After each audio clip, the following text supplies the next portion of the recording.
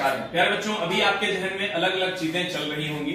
मैंने भी बहुत ज्यादा स्टडी किया है इन सब चीजों को और तब मैं आपके सामने कुछ फैक्ट्स जो है रखने की कोशिश कर रहा हूं कि क्या सच में रेलवे ग्रुप डी के रिजल्ट में हुई है गड़बड़ी, और पूरी जानकारी हम आपको इस वीडियो में देने वाले हैं। ठीक है, तो आइए हम लोग जानते हैं कि क्या मामला है और कैसे हुआ है। प्यारे बच्चों, पहली बात को समझना होगा और तब फिर हम इसके सॉल्यूशन पर भी आएंगे। पीईटी के कट ऑफ पार करने पर यूआर में डाला गया।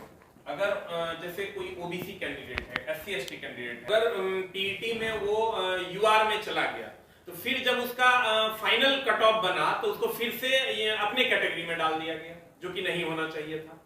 फिर अगर हम आते हैं, इसको हम बारीकी से समझेंगे तब चला समझ में आएगा। चेन्नई में कट ऑफ में पीईटी का जो जिस बच्चों को पीईटी के लिए बुलाया गया था तो उस टाइम 3 गुना बुलाया गया, 3 गुना सॉर्ट आउट किया गया है। तो डीबी के लिए जो बुलाया गया है उसमें 9.6 नंबर बढ़ गया, जो कि एक बहुत बड़ा उछाल है। इतना किसी बोर्ड में नहीं बढ़ा, 9 से 12 नंबर तक बढ़ गया। जबकि अभी पटना बोर्ड का कट ऑफ है, उसमें मात्र पटना बोर्ड को जो डीबी के लिए बुलाया गया है उसका रिजल्ट सही है, क्योंकि उसको यूआर का अलग दे दिया गया, ओबीसी का अलग दे दिया गया, एससी एसटी का अलग दे दिया गया। उसमें मात्र 3.5 से 4 नंबर ही बढ़ा है। जबकि चेन्नई में 9.67, आप समझिए पीईटी में 3 गुना रिजल्ट था, और जब 3 गुना को कम करके आधा जब कम किया गया तो 1.5 गुना करने में 9 से 10 नंबर 12 नंबर तक बढ़ जाएगा कट ऑफ। ये कहीं से भी हजम होने वाली बात नहीं है। फिर आते हैं चला नेक्स्ट में, मुंबई 12.5 नंबर तक बढ़ गया। ये कहां से सही है? आज जब 3 गुना रिजल्ट जितना था, मान लो 3 गुना रिजल्ट, अगर आपका 3 गुना रिजल्ट की अगर बात करोगे, अगर मान लेते हैं 3 गुना रिजल्ट अगर आपका 60 नंबर पे था, मान लेते हैं 3 गुना रिजल्ट 60 नंबर पे था, तो 1.5 गुना जब किया गया तो ये चला ये 60 नंबर मिनिमम कट ऑफ था। अब ये मिनिमम कट ऑफ जो है बढ़ के 72 नंबर हो गया। How this thing is possible?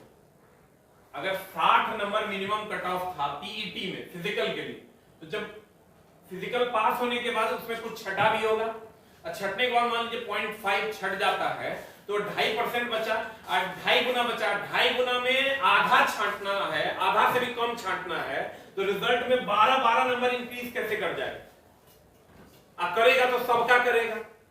जबकि चेन्नई में, मुंबई में ज्यादा वैकेंसी है, अब पटना में कम वैकेंसी है, जिसमें कैटेगरी वाइज रिजल्ट है, तो मात्र 3.5 से 4 नंबर ही ज्यादा बढ़ पाया। तो उसके बाद अगर हम आते हैं चला कि क्या रिवाइज रिजल्ट देना चाहिए, और देना चाहिए तो कैसे देना चाहिए। तो मेरे दोस्त, रिवाइज रिजल्ट देना चाहिए। जिस बोर्ड से गलती हुई है, बहुत सारे बोर्ड ने, हम इस पर भी बात करेंगे चला कैसे देना चाहिए। वेटिंग अगर अप्लाई हो जाता है तो इस वैकेंसी में छात्रों को क्या फायदा मिल सकता है, और गौर फरमाइएगा। अगर हम बात करें कि रिवाइज रिजल्ट देना चाहिए तो कैसे देना चाहिए, पटना बोर्ड के जैसा देना चाहिए। और अगर रिजल्ट में गड़बड़ी है, आप देखिए बहुत सारे बोर्ड ने रिजल्ट पब्लिश किया और पब्लिश करने के बाद फिर से रिजल्ट को विड्रॉ किया, और विड्रॉ करने के बाद फिर से रिजल्ट डाला, तो कहीं ना कहीं उससे मिस हुआ है। और मिस हुआ तो आप उसको एक्सेप्ट करिए, क्योंकि अगर आप एक्सेप्ट कर लेते हैं तो हम लोग को कोई समस्या नहीं है। लेकिन अगर आप एक्सेप्ट नहीं करते हैं, बहुत बच्चों को जो पीईटी दिए, जिन्होंने सारे सपने बुने, आप उनके सपनों को तोड़ रहे हैं, ये कहीं से भी सही नहीं है। पहले देखो क्या हुआ, जिन बोर्ड ने रिजल्ट विड्रॉ किया उन्होंने क्या किया कि अगर ईडब्ल्यूएस को बहुत ज्यादा नंबर है और वो यूआर क्वालिफाई कर गया तो उसको ईडब्ल्यूएस का फायदा नहीं देकर यूआर में रखा गया। ओबीसी है, वो ज्यादा नंबर लेकर ठीक किया गया। तो अब अगर देना चाहिए तो पटना बोर्ड का भी रिजल्ट आया, उसको देखिए, पटना बोर्ड का रिजल्ट कैटेगरी वाइज दिया हुआ है, कहीं कोई समस्या नहीं है। तो जिन भी बोर्ड का ये समस्या है, कृपया आप इन चीजों को, और वेटिंग तो एकदम होना ही होना चाहिए, क्योंकि अगर वेटिंग नहीं होता तो कहीं ना कहीं 35,000 वैकेंसी जो है वो 30 से 35,000 वैकेंसी बन सकती है। तो वेटिंग तो एकदम होना ही होना चाहिए। दूसरा एक चीज और है कि अभी आप देखिए पटना बोर्ड का जो रिजल्ट आया है उसमें 900 समथिंग सीट था ओबीसी में, जिसमें मात्र 600 ही रिजल्ट दिया गया, जबकि 1.5 गुना रिजल्ट। उसको 900 अप्रॉक्स देना चाहिए था, जहां 600 दिया गया। 300 सीट कहां गया? क्योंकि 300 बच्चे ओबीसी में नहीं पूरे होंगे, ऐसा भी हो सकता है। तो रिजल्ट और थोड़ा बढ़ा के देते, 3 गुना की जगह 5 गुना देते, तो सीटें बचती नहीं। तो इन सब गड़बड़ियों को ठीक करने की जरूरत है। और क्या आपको आपके रिजल्ट में गड़बड़ी लग रहा है, वो आप कमेंट बॉक्स में लिखिए, उस पर फिर विचार करके हम लोग एक प्रॉपर ट्विटर कैंपेन करेंगे। क्या करना चाहते हैं आप उसके लिए, कैसे आप आवाज उठाना चाहते हैं, क्योंकि आवाज तो आप ही को उठाना है। हम लोग सिर्फ दिशा निर्देशित कर सकते हैं। तो आप लोग कैसे इस पर आवाज उठाना चाहते हैं, इस पर समझना हो। और आइए जानते हैं, हमें एक बच्चा भी है मेरे साथ, इसको पूरी जानकारी है, ये भी आपको बता देगा। ये अभ्यर्थी है इस बार का, और इसके साथ क्या हुआ और कैसे कैसे मामला बना। सर जब मैं चेन्नई बोर्ड का स्टूडेंट हूँ, तो मेरा जो पीटी से पहले जो रिजल्ट आया था ओबीसी में 55 नंबर तो आया था, और उसके बाद जो पीटी अच्छा एक बार आप लिखा के बढ़िया कॉल किया गया, कितना नंबर था? 55.65। ओके बहुत बढ़िया। और मेरा जो रिजल्ट आया था मतलब 61.25, जो जनरल आपका जो रॉ मार्क्स ना, नॉर्मलाइज मार्क्स था, ये नॉर्मलाइज मार्क्स था। बहुत बढ़िया, ये नॉर्मलाइज मार्क्स था। नॉर्मलाइज मार्क्स जो है, और ये रिजल्ट भी नॉर्मलाइज पे ही बना था। नॉर्मलाइज मार्क्स कितना था? 61.25। ये कट ऑफ है, ये कट ऑफ है, और आपका था 61.25। Very good. जनरल का कट ऑफ गया था वही 60. ये ओबीसी का कट ऑफ, ओबीसी का। हाँ, यूआर का कट ऑफ गया था 60.23। यूआर का जो कट ऑफ था वो था 60.23। Very good. इतने मतलब नंबर पे हम लोग को बुलाया गया वहाँ पे पीटी के लिए 3 गुना। तो पीटी के लिए टोटल 23,050 शॉर्ट लिस्ट किया गया। टोटल वैकेंसी था यहाँ पे 9,579। तो 23,000 बच्चा में से उसमें से 10,000 बच्चे अब्सेंट और डिस्क्वालीफाई मिला के टोटल उसमें बचा मात्र 13,000 कुछ बच्चे, जबकि 9,579 वैकेंसी है चेन्नई बोर्ड में। तो यहाँ पे जब हम लोग को जो डिग्री के लिए जब शॉर्टलिस्ट किया गया, तो जनरल की अपेक्षा हम लोग के कैटेगरी जो रिजर्वेशन कैटेगरी में उसमें 8 से 12 नंबर ज्यादा उछाल हो गया है।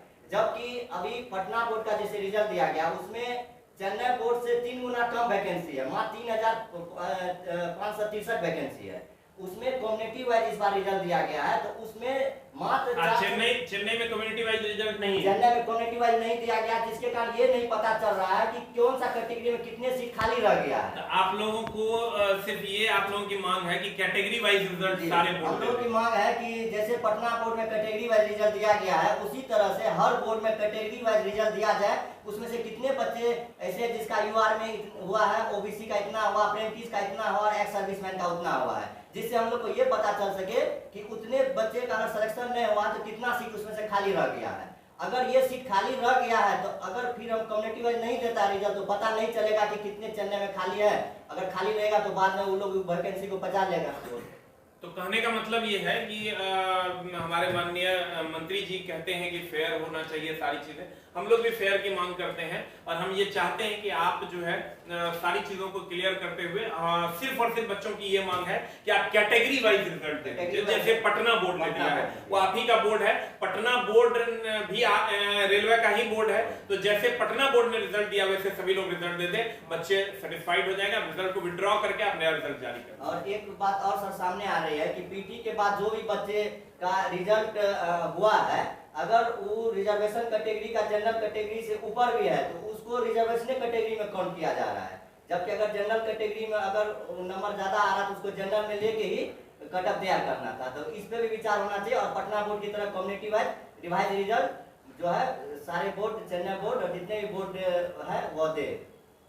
चलिए, तो आप इसके बारे में क्या सोचते हैं आप कमेंट बॉक्स में लिखिए, और क्या आप चाहते हैं, क्या आपके रिजल्ट में गड़बड़ी हुई, सब के, क्योंकि इस बार अगर नहीं सुधारा गया तो फिर अगले बार भी यही चीजें होंगी, इसी बार इसको मिलकर सुधार देंगे ताकि अगले बार ये चीजें ना हो।